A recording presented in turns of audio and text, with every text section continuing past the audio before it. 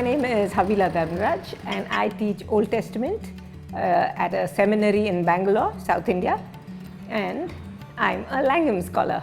I think my love for the Bible itself started when I was about 10 years old, and I used to be taken for these midweek Bible studies in church. But after one of these Bible studies, the gentleman who was doing the Bible study said, "Now, are there any questions?"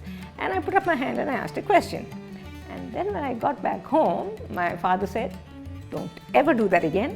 Women are not allowed to talk in church and certainly not allowed to put up their hands and ask questions." And so then I thought to myself, oh, I suppose this sort of thing isn't for me. It's only for men. That's what I thought when I was 10.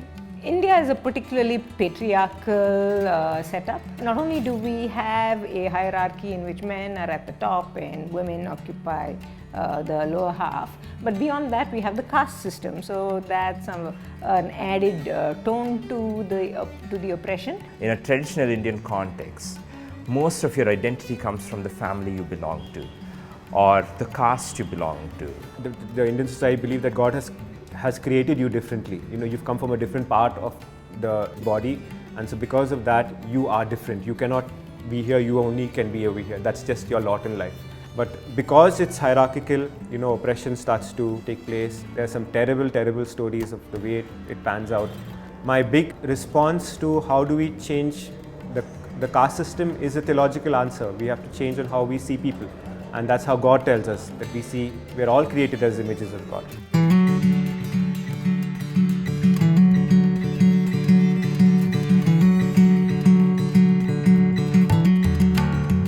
I don't know if I'm supposed to say this on cameras, but she does not belong to the higher caste in India. People from the higher caste get more opportunity to teach, more opportunity because they're considered the academics, they're considered the brain, they're given more importance in a public forum to speak. I see my PhD as a door.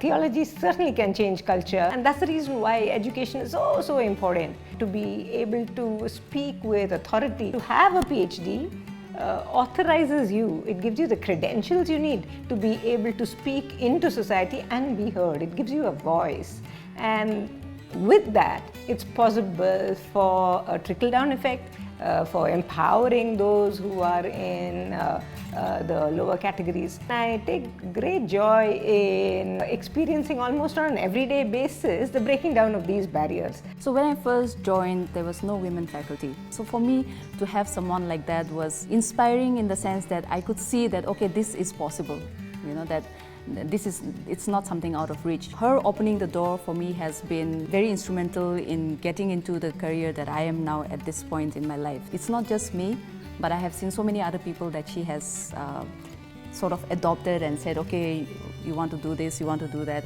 She looks at people for their potential and works with that person continuously. It is about finding what that person is good at and making him the best at that. Little did I know that I would end up doing a PhD, but she's the one who instilled actually belief in me that I could do it. So even if you were to come to our church, when they look at how I do a Bible study or preach the text, I always tell them Dr. Havila's played a huge role in my life to pick up this. Working alongside Dr. Havila, she just has this way of helping you fan the gift to flame. And you know that when I'm struggling, there's this person who has gone ahead of me in this journey, who knows how to encourage me in diligence and in excellence. What motivates me is a huge sense of gratitude and perhaps obligation in the best possible way to what's been invested in me.